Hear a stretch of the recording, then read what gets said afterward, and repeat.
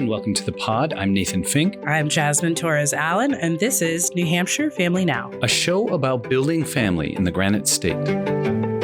Today in the podcast, Jasmine and I talk about the intersection of community and pride. Then, Executive Director of New Hampshire Housing, Rob Dapice, joins us for a discussion about the state of the housing market for young families. And finally, Director of Impact, Becky Berk, talks NHCT's new data report, and we play Messing with Becky. New Hampshire Family Now is brought to you by the New Hampshire Charitable Foundation. Since 1962, the Charitable Foundation has worked hand in hand with generous and visionary citizens to maximize the power of giving and support, collaborate, and lead innovative initiatives. Initiatives like New Hampshire Tomorrow, which is focused on making sure children and families have access to education, healthcare, and career pathways to ensure every family member thrives. To learn more about New Hampshire Charitable Foundation and all their initiatives, go to www.nhcf.org. This podcast was also brought to you by Family Support New Hampshire. Family Support New Hampshire is NH's coalition of family resource centers and family strengthening programs that exist to ensure Granite State families have access to resources so both caregivers and children can succeed. Because supported families are strong families. To find a family resource center near you, visit www.fsnh.org.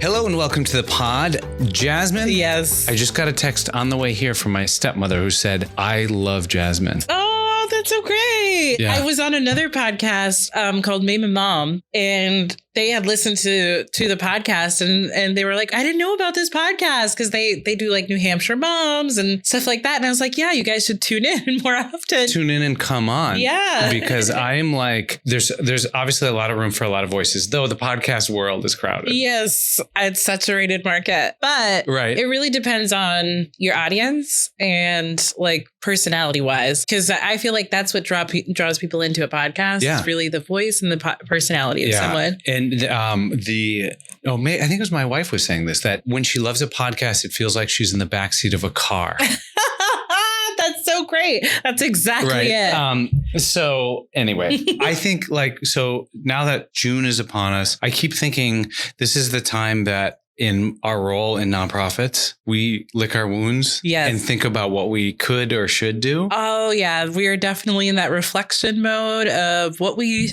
should have done in the year, what we got done in the year, and, maybe where we could go. Right. Right. Yeah. Do you have anything on in terms of professionally, is there anything that you're looking at saying, all right, this is the June, July, and August that I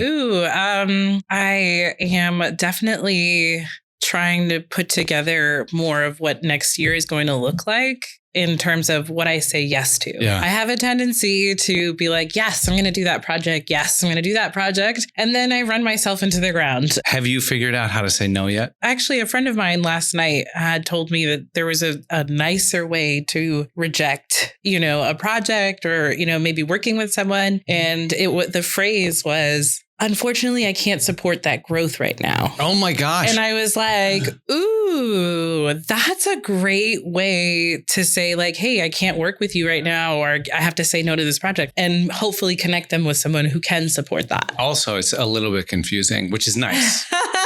Like a little bit. Yeah, because I was kind of like, oh, she can't. And I was like, oh, but you're right. It's a lot. It's a lot. We're going up. It's a nice, gentle way and kind of a vague way of like saying, hey, right now we just can't work together. Yeah. So you're always learning something? I'm always learning something. What are we learning this week? There's a big project that's coming out. It's called Our Hometown Nashua. I've been working on it for about a year. It's an award-winning series, and the host is Rebecca Rule. And it's basically a collection of stories of each town that we go into. I have learned so much about Nashua. It's kind of insane. And now I feel so embedded in the community because all of the people that we spoke to just made me feel so welcome. And seeing them swell with pride as this is coming together and we're coming to the premiere, it just makes me feel like what a great project to bring hometown pride. You know what I mean? Like, it's so important to tell stories, and storytelling is so important because people feel heard, they feel seen, and we archive those stories. I mean, how do we study for the future? We study the past. And so, now we're collecting these stories and they're going to be archived forever. And when we look back on these towns, we'll have these stories of people from, different perspectives and walks of life. Yeah, that's so interesting. Just the idea of like pride, because what is a community but a collection of people who have similar aspirations, right, geographic location, and share in the services, the celebrations, the lifelong arc, right? Mm-hmm. But then take that idea of pride, because I'm like, oh my gosh, pride as an intentional choice. Right. Like to be proud of where you live. And what happens when you're proud of where you live? You take care of it. You take care of your neighbors. You're more likely to participate in things. And so that's where Our Hometown really came in. And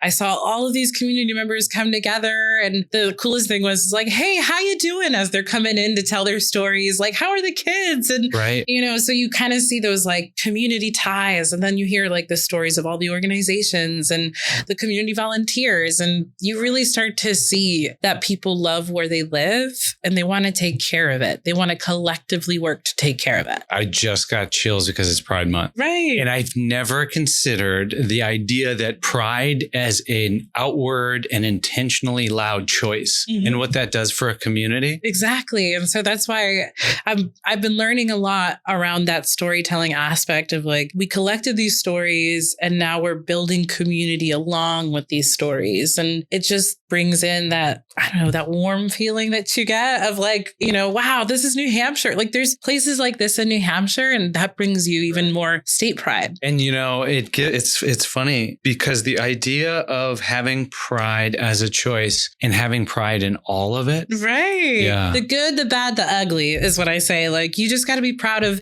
everything, and then, push it forward and see. So our hope is that the community feels enough pride to take on the project themselves and say, hey, let's do this again next year, or let's get together. Let's do other stories. Because we collected 52 stories. That's a lot of stories. And there were more. There were so many people that we didn't even get to that we should have gotten to. And that's the thing, though. We want the community to take charge of it. Let's collect stories every year and archive those and keep them and be proud of all these people.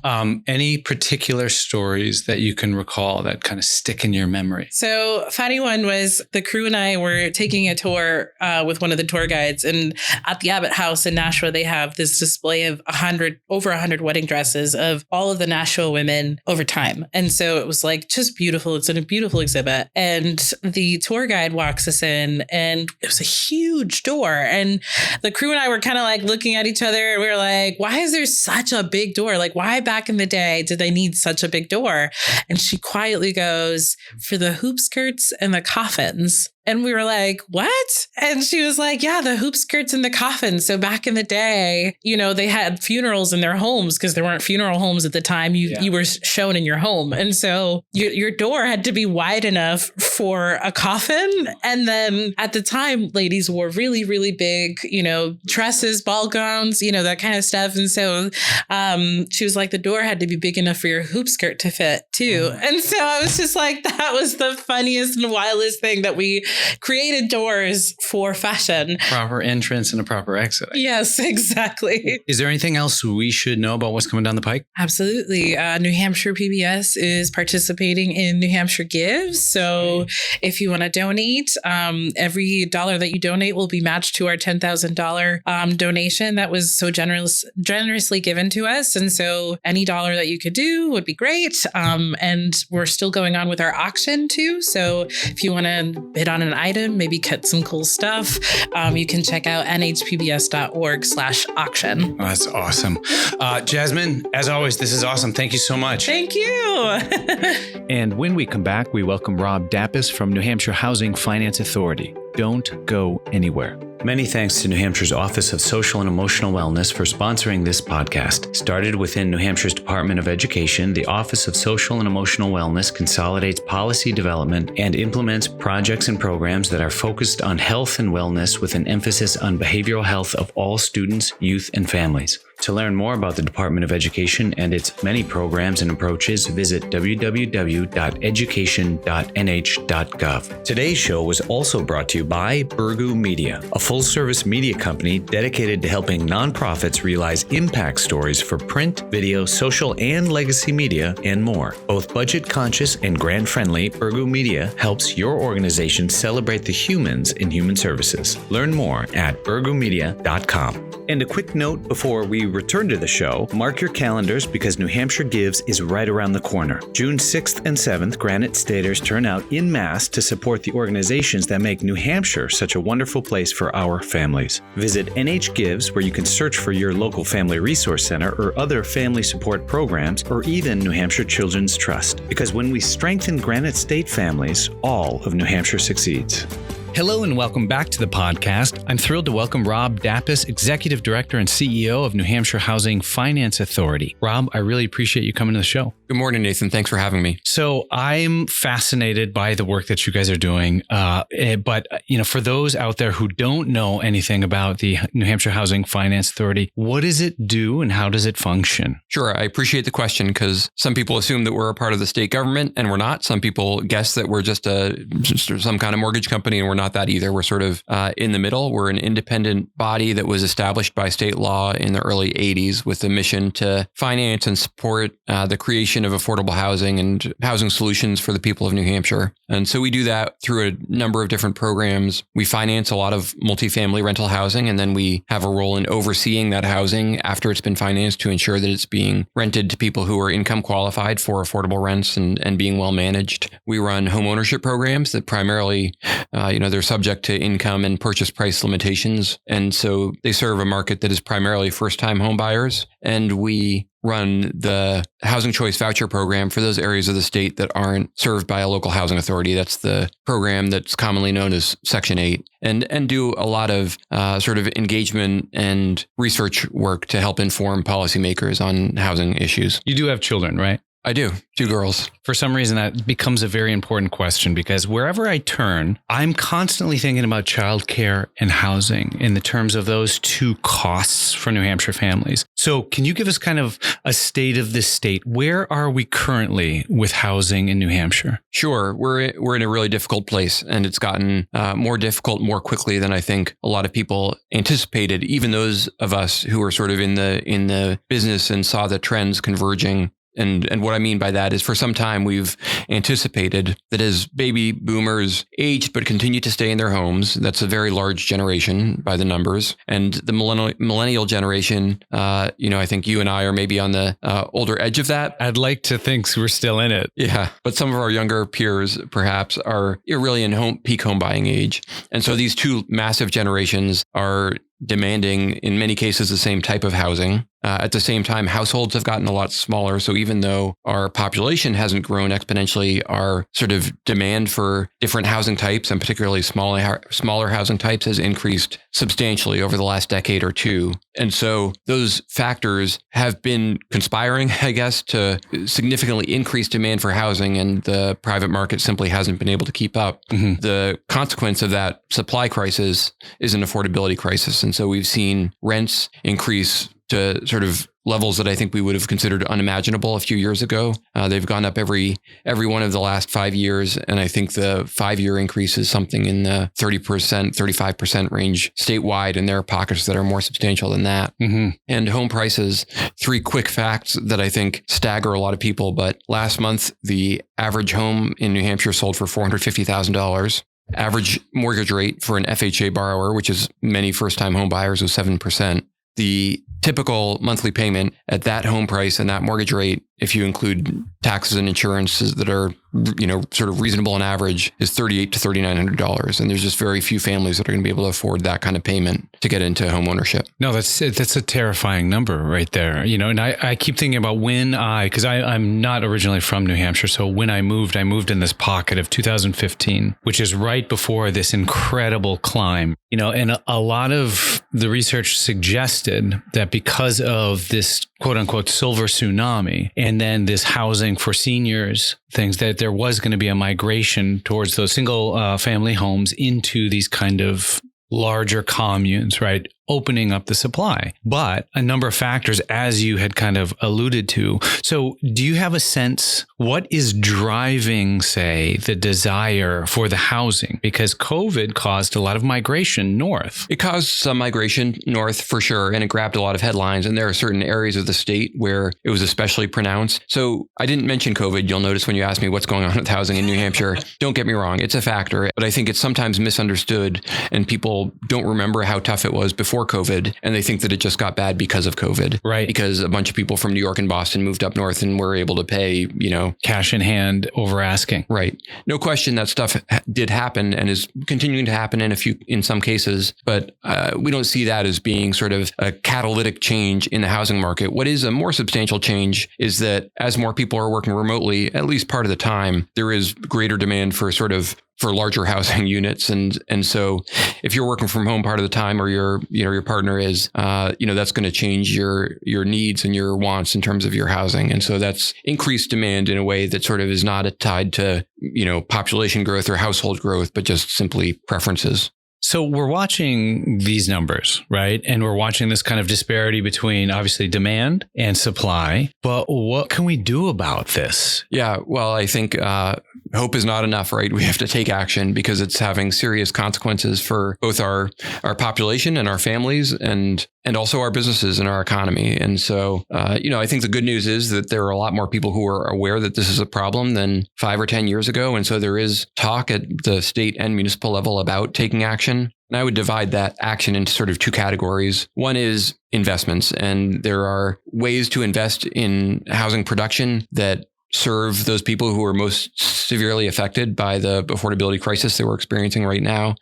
True affordable housing. And in fact, it's funny, when I walked into your office today, some of our partners here in the Concord area, Catch Housing, are right in the same building. And they've got a long history of developing affordable rental housing. I think 43 new units that they brought online in Pennacook recently at Rosemary's Way. And they're doing another project here on the east side of Concord.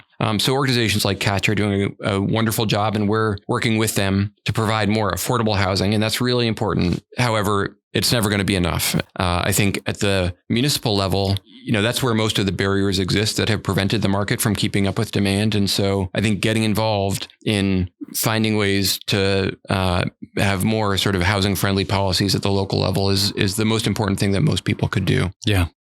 On the solution side, this housing crisis does not exist in isolation, because it's part of the social determinants of health, right? Our housing, our transportation, our employment, all of that. How does NHHFA overlap with some of the other organizations to kind of have cross-sector solutions? Is that part of the thinking? Yeah, I think that's a great question, because it is so interrelated with other sort of, you can think of it as sort of at the sector level, but if you just think of it in sort of at the personal level, there's a common saying, drive till you can afford it. And people sort of say that and take it lightly, but I think it's not insignificant to think about the costs in terms of human health, environmental cost, financial cost of transportation, and, just the time in terms of like what the activities kids are able to do and things like that is, of having really long commutes. And we see that in a lot of areas of the state now. How do we cooperate with other sectors? I think you were asking, and I think work closely. A lot of our partners have great service partnerships with whether it's public health agencies or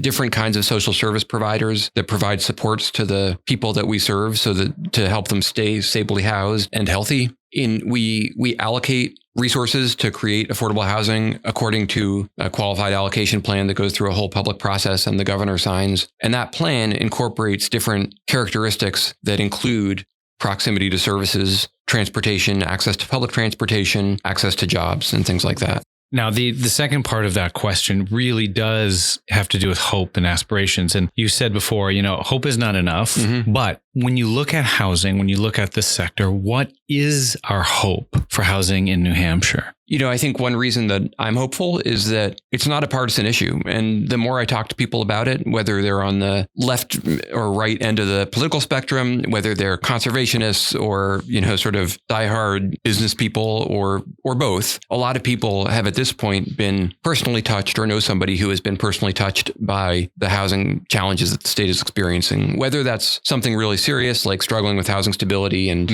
or something that's sort of the troubles of the affluent, people whose adult children have a good income, but in their 20s perhaps still haven't moved out because they can't find a place that they can afford. A lot of people realize that there's a need for change and there's a need for more housing and more different kinds of housing in the community. So, I asked you about getting involved at the local level and, how can we? So what do you mean by that, by getting involved? Sure. Almost every municipality has a zoning board and a planning board, and those are the volunteers who are making decisions by and large about what gets built and how it gets built in our communities. And a lot of them are wonderfully dedicated to their community. But I think those processes benefit from more people learning about them and more people getting involved, whether that means volunteering to serve on one of those land use boards or just coming to a hearing and learning a little bit more about it. What we see oftentimes is that when housing is proposed in a community, often what we see is that the only people who come to those hearings are people who are afraid and opposed to the development. And often those fears are coming from a place of perhaps not being fully informed and certainly not thinking about the benefits to the people who might eventually live in that housing. So coming out, and if you see a need for housing in your community and different kinds of housing, speaking up and letting your local zoning and planning board members know that, I think is a really important thing that we can do for our communities. If people want to learn more, where can they go? So our website has a lot of information on it. That's nhhfa.org, or actually, if you go to nhhousing.org, that'll take you to our website. So that has information about our programs, information about finding affordable housing, if that's a situation that you or somebody is in. There's also research and reports. And so we recently published the statewide housing needs assessment, which has a ton of fascinating data in it if you're into that stuff. Also has a 8-page executive summary that tells a really good, understandable narrative of what's, some of the stuff that we've discussed here. We also have a conference coming up. So we run a couple of different conferences each year to sort of bring people together who are working on housing issues and share good ideas. The next one is on June 9th in Portsmouth, our multifamily housing conference. So that'll have a good program of speakers, somebody to talk about sort of the state of the housing economy, and then some panels to talk about best practices in the industry. Now back to those daughters. What is the best piece of parenting advice you've ever received? I'm not sure I can remember who gave me this advice, but at some point when the kids were really little, I remember being very stressed. Our girls are 19 months apart, so they at various times in their lives have fought a lot. And I remember my wife and I think, felt like we were just getting it wrong. And some probably older parent said, as long as you love them and they know that you love them and you're trying to do the right thing, they're probably going to be okay. And it's such a basic thing, but I think it sort of took a load off to recognize that it's like, just keep trying. Mm-hmm. Rob, it's been an absolute pleasure. Thank you for coming on the show. Thank you so much for having me, and thanks for the work you're doing here. Okay, now just a quick break and then we'll be right back with Becky Berk. This podcast was brought to you by Nixon Peabody, who delivers exceptional legal services for clients in the community by combining high performance, an entrepreneurial spirit, deep engagement, and an unwavering commitment to a culture of collaboration, diversity, and humanity. Nixon Peabody works with universities, hospitals, and nonprofits of every size to maximize impact. For more information, visit nixonpeabody.com. Today's show was also brought to you by Merrimack County Savings Bank, who proudly supports the mission and efforts of New Hampshire Children's Trust. Founded in 1867, Merrimack has served people, businesses, nonprofits, and municipalities in central and southern New Hampshire for over 155 years by treating everyone with care, respect, and compassion. Visit your local offices in Bow, Concord, Kentucky, Hooksett, and Nashua, or go to www.themerrimack.com. Now, before we go, Director of Impact Becky Berk joins us, thank God. Anytime you need a straight shooter, Nathan. So you heard our interview with Rob Dapice, and I'm wrestling with what do we do with what we heard, because there's a lot out there in terms of our needs. So take us in there. So what we heard is that housing is a huge issue. It's a concrete need that families have, and it can directly lead to families feeling unstable and out of kilter, right, with everything else that they need to do. So I think part of the overview that we just heard is meeting the need in the short term is a critical piece. It's not enough. We need to work farther upstream in terms of any policy changes that would ameliorate the whole issue of housing Right. being so stressful for so many families and out of reach for so Right. many families. And you talk about this a lot, Maslow's hierarchy of needs. Housing right at that very foundational base. It is the basis of feeling safe and secure. If you don't have housing, how can you possibly feel safe and secure? And how can you feel like you are creating a safe and secure environment for your kids? The reason why it trips me up so much is that as an individual, I feel disempowered with something as big as housing. So you look at that and you say, okay, to correct this thing called housing, it's going to take a group effort, a community effort, a state effort, if not a federal effort to come together, which is quite a bit to move. It's a both and. But this is just one need among the many needs that we're seeing in terms of concrete supports, as reported out by New Hampshire Children's Trust 2022 Prevention Impact Report. There's so much information that we have now around the short-term pieces that really trip families up. Housing is a huge one. Another one is childcare. And it's interesting because sometimes people who work in the childcare sector, sometimes people who work in the housing sector, they don't view their work as child abuse prevention. It is totally child abuse prevention.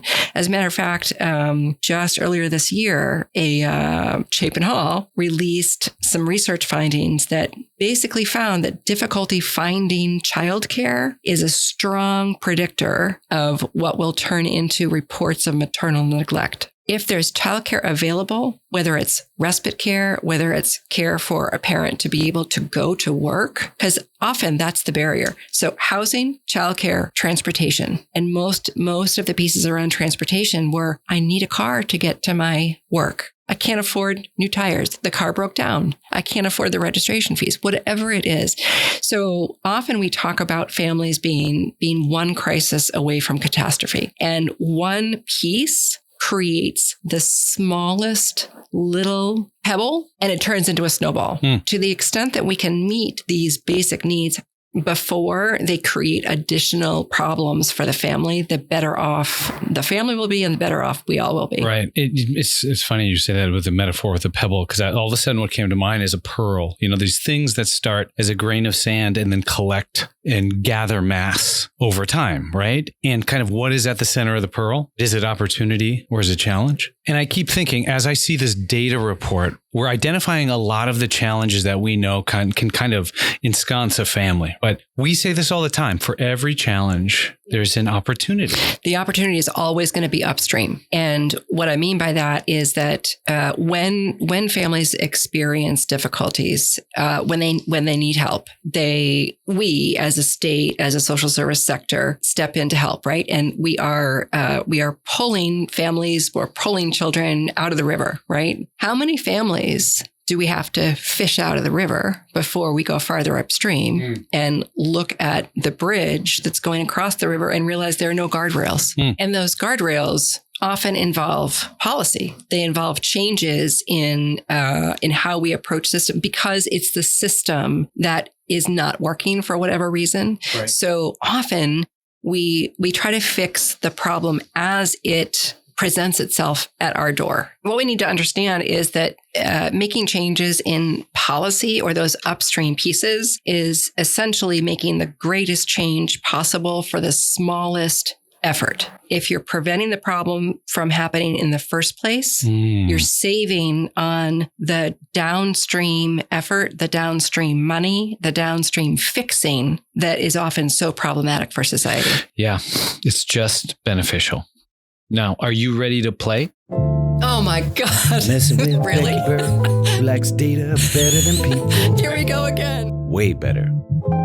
Am I the only guest? Yes is the answer. Okay. So you know the game in a general sense. 3 questions, a blindfold, a big pit. Okay. In this iteration, I give you a challenge from my own life and you give me the opportunity. Wow. Okay. Here we go. So question 1. On my 43rd birthday, I get a text from my metabolism that says I quit. What is my opportunity? Your opportunity might be to change your life. I'll take it. So like Jasmine in the first segment of this show, I say yes to everything. Being on boards, projects, kids stuff. I will leave a party to go fishing with my kids, as my wife pointed out, if they ask in the right tone. What is my opportunity? Look in the mirror every morning and practice saying no. Convince yourself that you're actually saying no. You're the only one who's going to protect your time. That's really good advice. Okay. Now, I'm very open about my recent sobriety. This is a serious question, by the way. Lately, I've been catching myself wondering if it's worth it. I think your opportunity is to redefine for yourself and your family what your core values are, because all of your decisions that you make or choose not to make, right? Inaction is also a choice. All of those are really dependent on what you value. Becky Berk, I really appreciate you. Anytime.